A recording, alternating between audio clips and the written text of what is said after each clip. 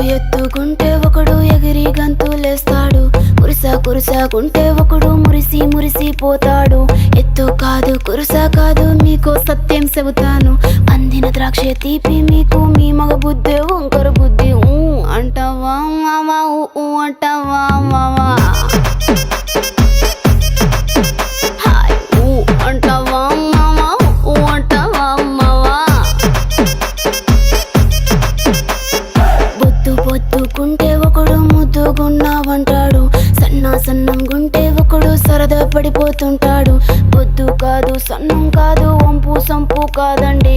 ఒంటిగా సిక్కామంటే చాలు మీ మగ బుద్ధే వంకర బుద్ధి.